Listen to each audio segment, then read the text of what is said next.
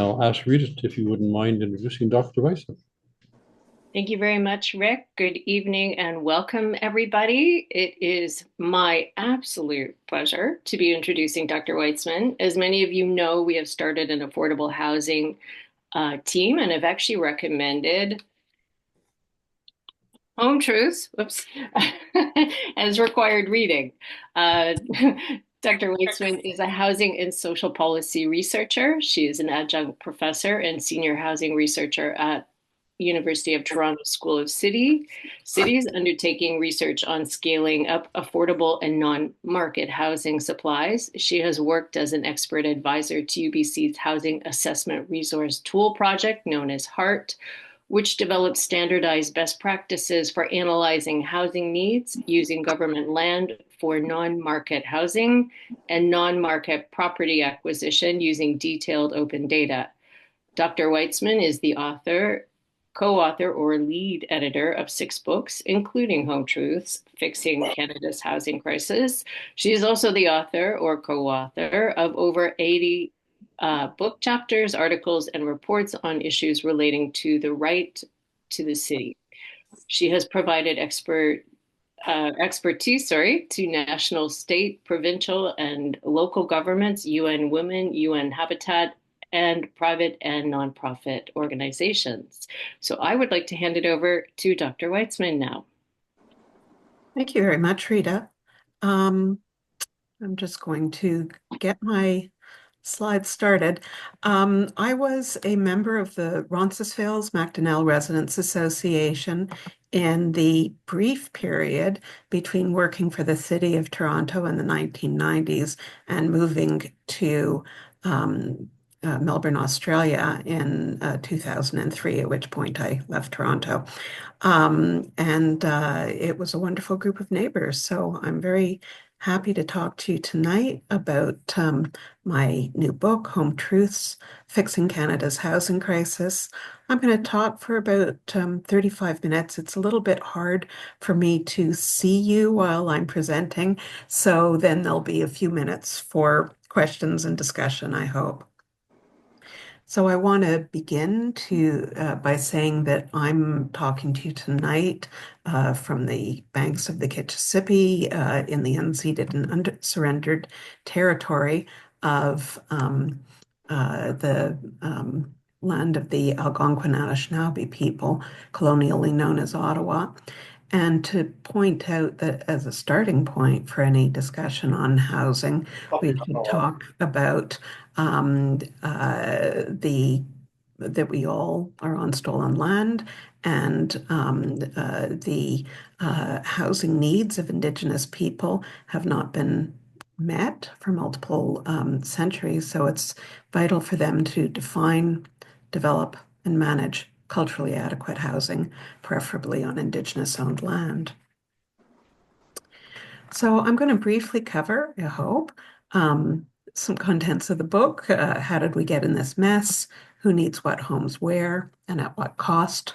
Some great ideas from the past and from other countries, and end up with what I can do. I think somebody is not on mute. So to begin with some basics, Canada passed some legislation in 2019 saying that all levels of government have to work to progressively realize the right to adequate housing, including functional zero homelessness. And I know that's a lot of jargon, but that basically means everyone needs affordable, adequate, accessible, well-located housing. And functional zero homelessness means that homelessness needs to be rare, non-recurrent, and very short period of time. Unfortunately, current measures of how well we're doing towards that goal are very flawed, as you'll hear in this presentation. Many housing need assessments grossly underestimate the need for affordable housing, and there's certainly no standardized method among Canada's 3 levels of government to measure where we're at and how we want to get there, which is a problem. affordable housing is being lost a lot quicker than it's being built. So between the 2011 and 2021 census, over 500,000 homes at $750 or less per month were lost, and only about 8,000 homes at that price point have been completed through the National Housing Strategy. And the third big problem we have is that there's no coordinated efforts to create the kind of deeply affordable housing that many Canadians need. We have some of the tools, we're not putting the tools together right. So when I'm asked to talk about why Canada's in a housing crisis, I start off with the kind of startling fact that Canada's actually building fewer homes than it was in the early 1970s, when Canada's population was half of what it is now and household sizes were larger. There were particular kinds of homes that were being built in the 1960s and the 1970s, a tremendous amount of purpose-built rental. And in fact, most of the purpose-built rental, the apartment buildings in Canada, are now 50 to 80 years old, many of them in need of quite a bit of renovation. And purpose-built rental collapsed after the federal government stopped providing tax incentives for it in the 1970s. But if we dig a little bit deeper into what was going on in the 1970s, you'll see that 20% of housing completed in 1972, to give one example, was not-for-profit housing. It was public housing, co-op housing, community housing. So we were building a lot in the early 1970s. We were building a lot of rental in the early 1970s, and we were building a lot of rental for low-cost rental for social purpose. We're doing none of that now. So the result is that only very high-income households can now afford ownership, particularly first-time ownership. So in the 1980s, we were at what's internationally considered middle-class housing affordability, with the cost of a home approximately 3 times, the cost of the average home approximately 3 times the cost, the average household income.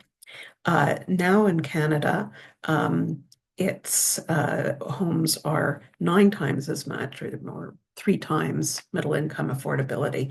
In Toronto, homes are 4 times middle income affordability. In Vancouver, homes are 5 times middle income affordability. Or to put it another way, homes would need to be 1/3 of the price they are across Canada, 1/4 of the price in Toronto, 1/5 of the price they are in Vancouver to be affordable to first-time middle income households.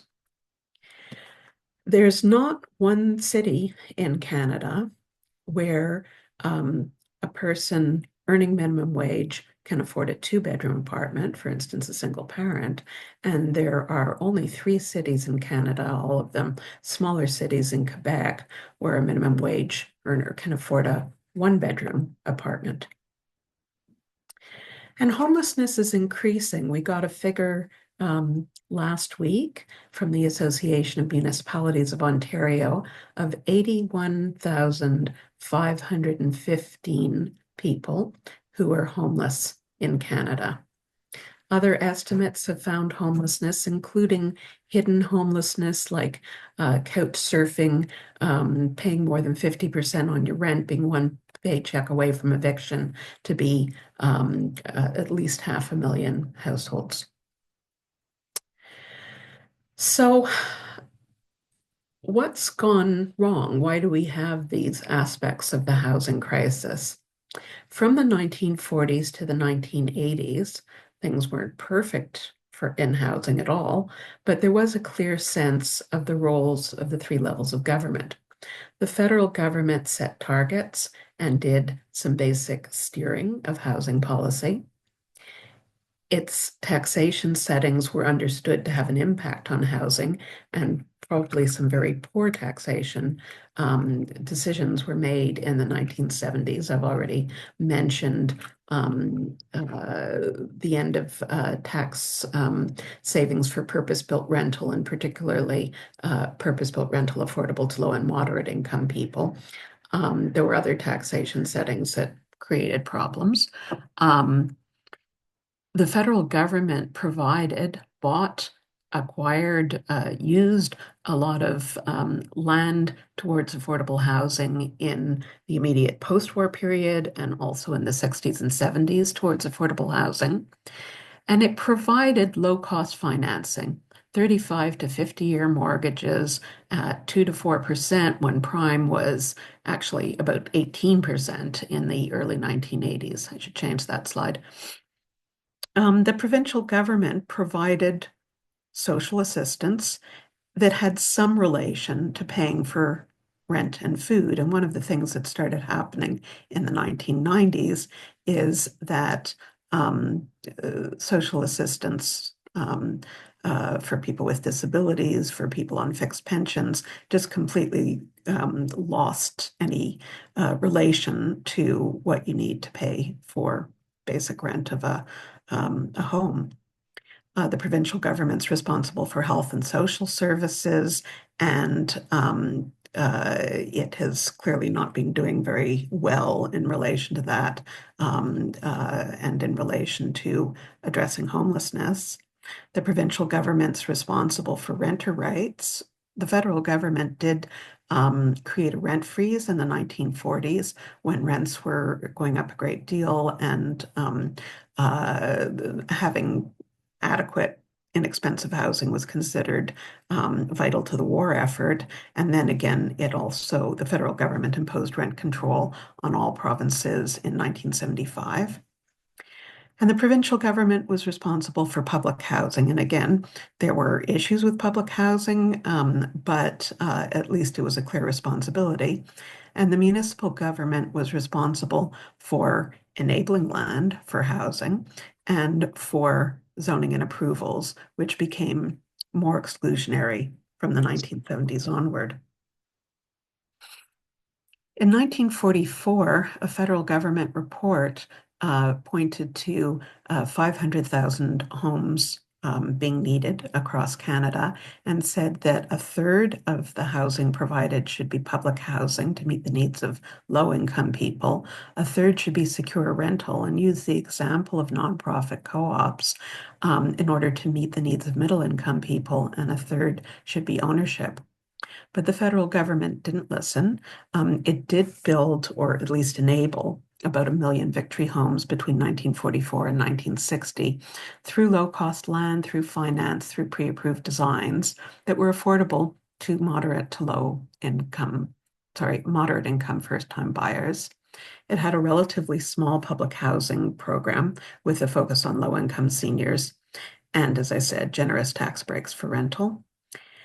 In 1972, another federal report called for 45% non-market housing, but the actual government policy did support the growth of co-op and community sector, as I say, about 20% in the early 1970s of housing. But there was the end of the consistent tax break for rental and increasing inclusionary zoning, and capital gains tax was brought in 1972 with a principal property exemption. It was imagined that homes would be a primary retirement savings, but unfortunately, that and other tax measures encouraged the use of home as an investment instead of an affordable place to live. In 1992, the federal government downloaded the responsibility of housing to provinces, and in Ontario, that got downloaded to municipalities by the end of the 1990s, and that meant the virtual end of non-market housing. Non-market housing went from 45,000 homes a year to less than 1,000, and concurrently, the growth of homelessness as the amount of low-cost housing virtually disappeared. The federal government re-entered again in 2018 with the National Housing Strategy, which called for reducing core housing need by a small proportion of those who are in housing need. 1.7 million were counted in housing need, and it would reduce it by 530,000 households. And by 2020, the federal government was saying it would end chronic homelessness. But the programs had nothing to do with that. Only 3.6% of apartment construction loans went to low-income households. Only a third of the affordable housing loans went to short-term affordability. And the only program that funded low-income housing wasn't ongoing and had no link to provincial operating funding.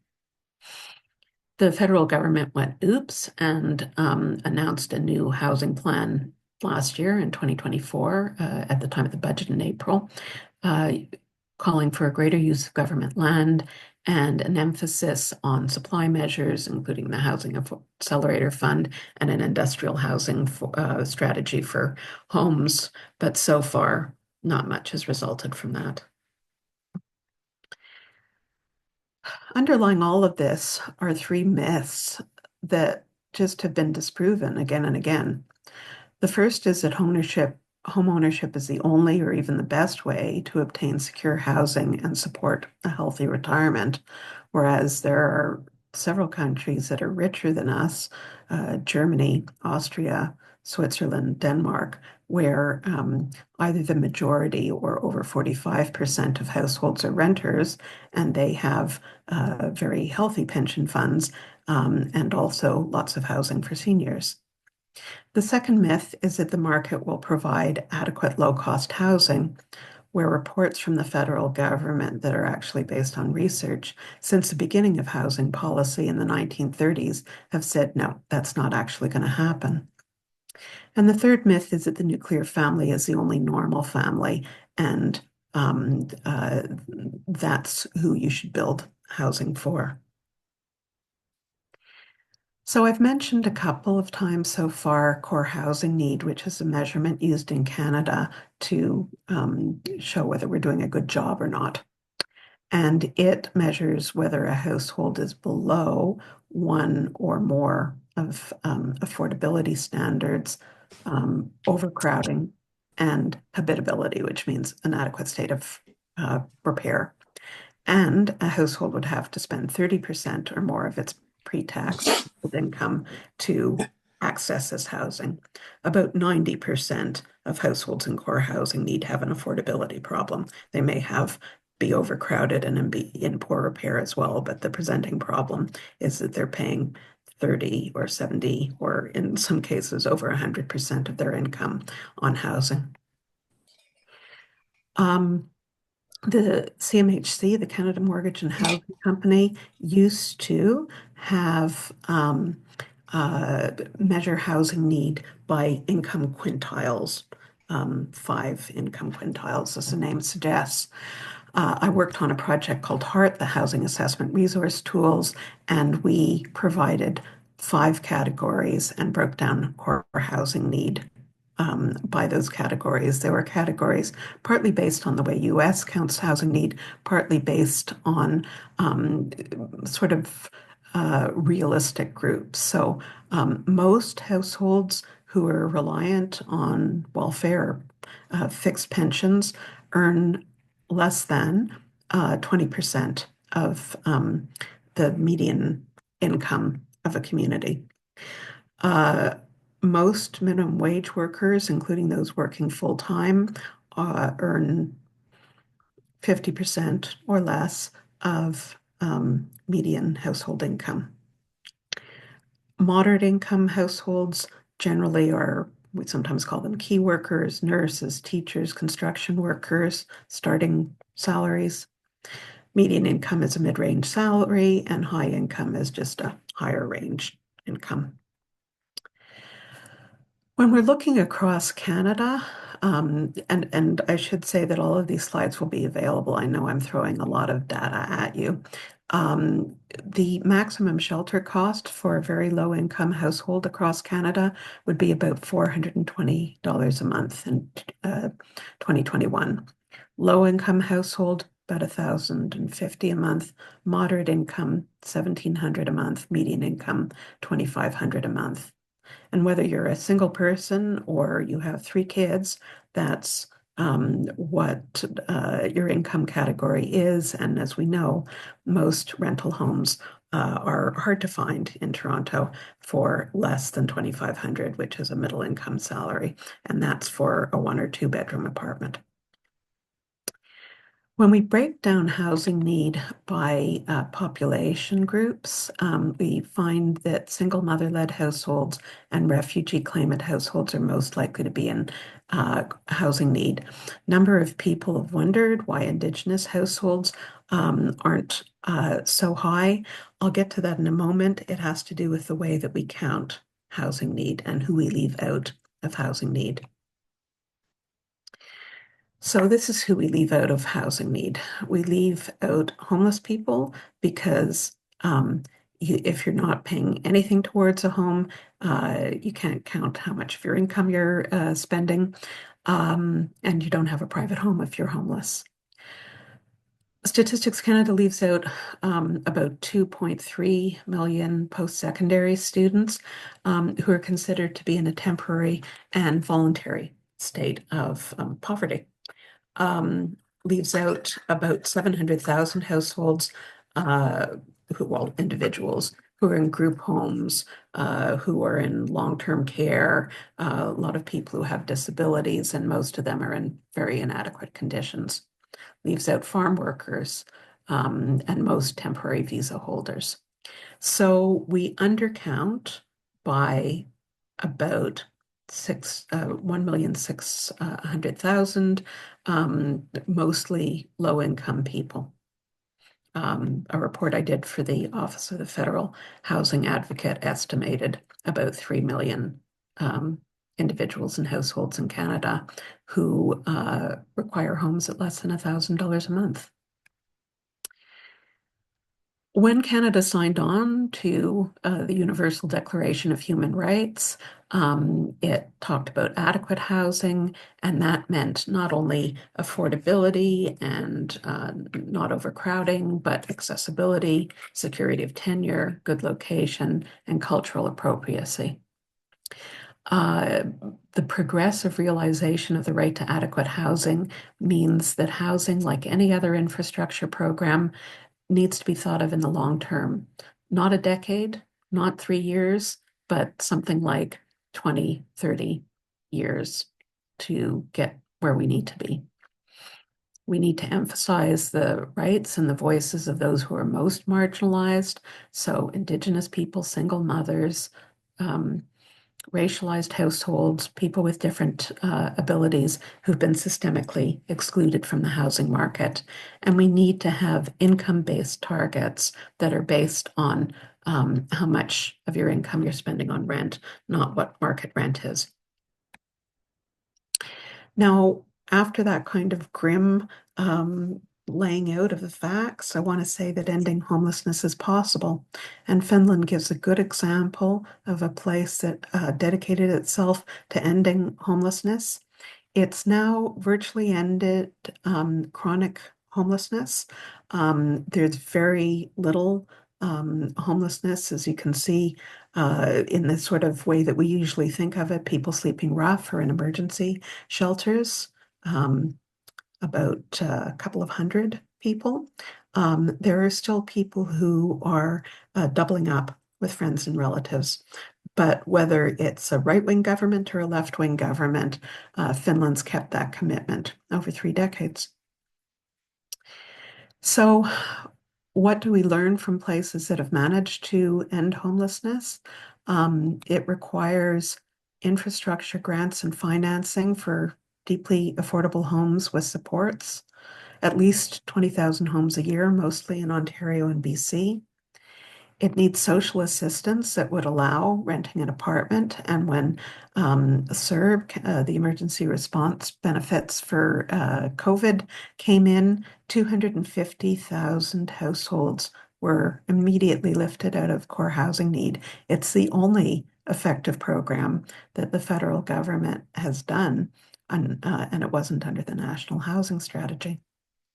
And municipalities need to allow congregate housing housing with an unlimited number of units, and four-story apartments everywhere to start to address some of the supply needs that we have. The upside is that ending homelessness saves lives and saves money. The average life expectancy of someone who's homeless is half that of a person who has a home. Emergency shelters, putting people in jail, keeping people in emergency rooms, and up to 200 visits to emergency rooms per year in Toronto, according to one recent study, is much cheaper than affordable rental housing or even housing with supports. It's possible to scale up non-market housing. Canada did it in the 60s and 70s. France and virtually, as I said, no homes have been built since non-market homes have been built since the 1990s. In France in 2000, the national government set a target of every municipality having 20% non-market housing, mostly public housing, and provided financing for new build and acquisitions. And over the last 24 years, there's been right-wing governments and left-wing governments in France. And the only thing that's happened is the targets have gone up to 25% in a number of municipalities. And it's worked. There has been a tremendous increase to 15% of all stock and much better integrated in neighborhoods. So what do we know from successful examples of building up non-market housing, deeply affordable housing? We know that there need to be targets. We know that federal land needs to go to mixed income non-market homes. We need financing for about 200,000 acquisitions and new build homes per year in order to just stop the hemorrhage of affordable homes. And as I said, many of the homes are in older apartment buildings, so we need energy and access retrofits. And we need a new generation of developers who are building homes for social purpose. And at the municipal level, we need land, we need property tax and development charge exemptions, certainly for affordable homes, and we need a municipal approach to stacking all of the very diverse funds that are available, often with different criteria, with different reporting, in order to make it much easier to build non-market homes. And we need abundant middle-class housing because we don't have it anymore. As I say, in the 1970s, there was increasingly restrictive zoning that turned into zoning for zoning out certain people who weren't wealthy. It created a big developer duopoly that specialized in suburban sprawl and downtown condominiums. And we need missing middle everywhere. We need duplexes, fourplexes, courtyard buildings, and low-rise apartments everywhere, and higher densities, of course, near public transit. So abundant housing, we know from examples ranging from Singapore to Japan to Auckland, New Zealand, requires targets. It requires national action on zoning and national action on building code, allowing single egress buildings, which is starting to happen in BC, and small elevators in order to get a new generation of small apartment buildings going, and an end to development taxes, which are regressive and out of control. How can renters have the same rights as owners? How can renters, because ownership is going to be out of reach to an increasing number of people. So how do we get secure rental? Well, Denmark has long leases and funds a tenant union to negotiate annual rent cost-based increases. And Germany, to give it one example, has accessibility and energy retrofits paid for by its infrastructure bank, and the loans are forgivable if affordability is maintained. So there's ideas that work out there. How can we make ownership affordable? It's going to be a very difficult task. In the short term, as I say, making renting rental more secure and plentiful is probably the only answer. In the longer term, definitely encouraging smaller homes, including co-living, and probably some taxation changes, which are kind of technical, so I'm not going to get into them right now. We can be building small apartment buildings now in single family units. We can be building accessory dwellings such as granny flats now. So fixing Canada's housing crisis is possible. The federal government needs to take the lead with one clear income category-based definition of affordable housing, with accurate replicable data on homelessness and housing need, by using land to scale up mixed income non-market housing, by having an infrastructure financing pathway to deeply affordable non-market housing, and by providing conditional funding, as is the case with half. Sorry, again, someone's talking. The provincial government needs to plan to end homelessness through higher social assistance and more low-cost housing with supports, higher minimum wages, preventing evictions, and supporting tenant rights. And municipal government needs to stop making newcomers pay for growth through development taxes and to allow low-cost housing everywhere, including congregate housing, including licensed rooming houses and small apartments. So, what does it mean to become a houser? Well, you can first ask where your pension funds are going, and many pension funds, including union-backed pension funds, are going to dehouse current and former union workers. Are you speaking up at City Council for more neighbors? Are you advocating to the provincial government for better tenant rights, more social assistance, higher minimum wages, and adequate supportive housing? And are you advocating to the federal government to increase financing for non-market housing and to legalize abundant housing everywhere? So that's it for my presentation. I know I went through a lot. There we go. I'm really happy to take questions for the next few minutes. I tried to keep it to 30 and I did 30 minutes. Thank you. That was quite incredible. And I think, yeah. I know there's a lot of members here from the affordable housing team, and one of the biggest things I think we can say is that it's been a real learning curve for us, to see this sort of information. And we really appreciate why the housing crisis, is a crisis, and it obviously needs a lot of attention and love from all our levels of government. And I just saw a news flash. It looks like we provincially will be going to the polls in a month and a half. So this becomes even more pertinent. So if you wouldn't mind, we did ask people for some questions, and I would just like to pose those questions, if you wouldn't mind. In your presentation and in your book, you spoke about the rule of thirds. Can you elaborate more on this and why it's so important? Excuse me, I can. I'm just going to stop for a little ad.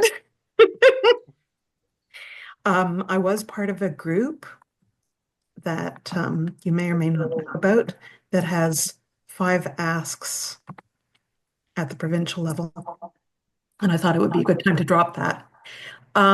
So I stay in St. Lawrence neighborhood when I'm in Toronto. I was in Toronto this week.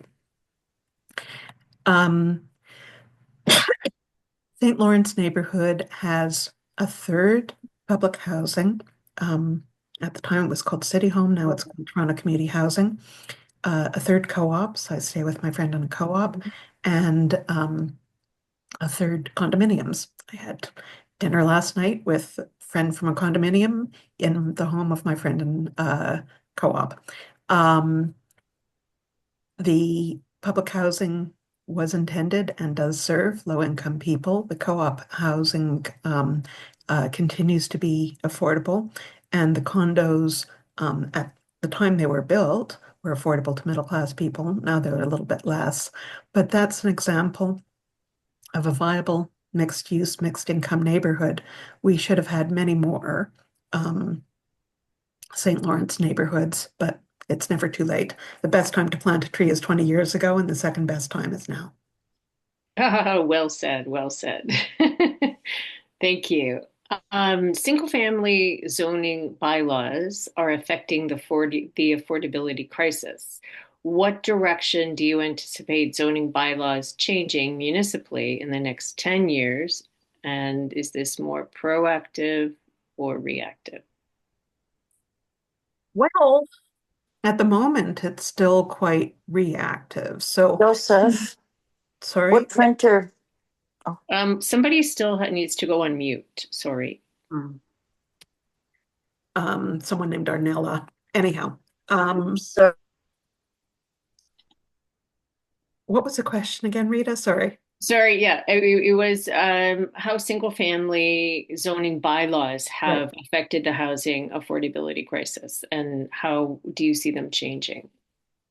Well, as I say, Toronto is a great example of tall and sprawl, where until recently about 2/3 of the residential land was zoned mainly for single families, some duplexes. Given the amount of demand for well-located homes, the fact that we're losing many, many families to other communities, it's really important to enable as many missing middle options as possible, including fourplexes and sixplexes. My preferred approach is to allow 4 stories as of right with no limit on units. That if you allowed that as of right, then you would have fewer fights about, for instance, every supportive housing development that's proposed, because they would just fit in with the zoning. You could also have the kinds of low-rise apartment buildings that, for instance, are in some parts of North Toronto, like along Avenue Road. And that would, the sort of first generation, I lived in Parkdale, the first generation of apartment buildings in Parkdale, not the ones built in the 50s. There would need to be higher densities near transit stations, coupled hopefully with operating funding for more public transit. And I think the idea of having whatever zoning works to enable low-cost housing in, for instance, university precincts would be great as well. And I know that that is confronting to a lot of people, but it's also confronting to have homelessness or to live very far from your children because they can't afford to live in the community anymore, or to have the kinds of really poor choices as an older person that are currently available if you want to downsize. I hope that answers the question, Rita. Thank you. And well, the question was, it is now very likely we will have both a provincial and federal election coming up. If you could wave your wand with each level of government, what is the one policy you would recommend at each level that would be most impactful? Good question. Okay, well, I'll start off with the provincial government since there's definitely going to be an election. I would say a costed out plan to end homelessness. And as I say, everybody wants to wave a magic wand or shoot a silver bullet or whatever. It's going to have to be at least a 20-year plan at this point. I mentioned the count for the report done for the Association of Municipalities of Ontario, 81,000, over 81,000 homeless people. That's going to take, as I say, at least 10,000 supportive homes a year, because half of those 81,515 people. So that's over 40,000 people have been homeless for more than 6 months. And if you didn't have mental health issues when you became homeless, you probably have mental health issues now. So we really have to start scaling up what we know works, including housing first. In terms of the federal government, I'd very much like to see a long-term financing, below market financing system to again scale up social housing. And both Scotiabank, Royal Bank of Canada, and the Canadian Housing and Renewal Association have called for doubling the amount of non-market housing. It's now 655,000. So building another 655,000 social homes in the next 10 years, which is challenging, not impossible. And at the municipal level, as I say, I'd like to see greatly simplified zoning rules and an end to development taxes, which I recognize would require some pretty serious taxation changes. And I saw that there was a question about taxation changes. If I can be a wonk for a moment, it is possible to have progressive property taxes, like, for instance, BC has introduced some elements of progressive property taxes with higher rates for homes that are worth more than 5 million. I'd also like to see, of course, greater, slowly but surely, the federal and provincial government have been downloading the responsibility for infrastructure to cities. That's not fair. The property tax isn't made for that. So there does need to be changes to the taxation system, which requires like all levels of government to work together, Rita. So it's not easy, and I know I weaseled a little bit with one each, but that's what I would like. Okay. If I was queen of the world.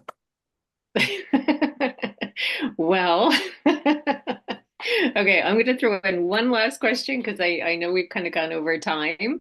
Do you have any words of advice? Because right now, we are a collection of residence groups, essentially, which is probably not the normal group you're used to speaking to. Do you have any words of advice for us?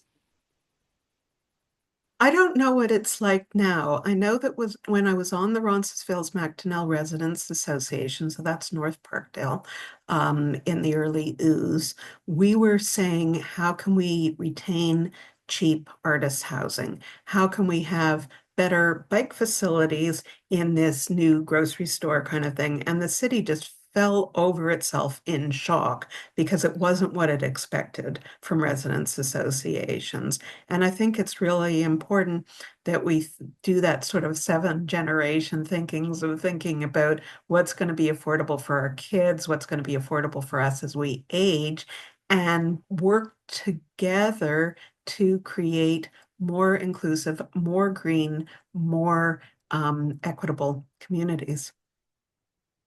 That would be lovely. All right. Well, I would really like to extend a huge thank you to you for your time this evening. I think, I can speak for everybody to say that was really, really quite incredible. The depth of knowledge and the insight that you have on the housing crisis is spectacular.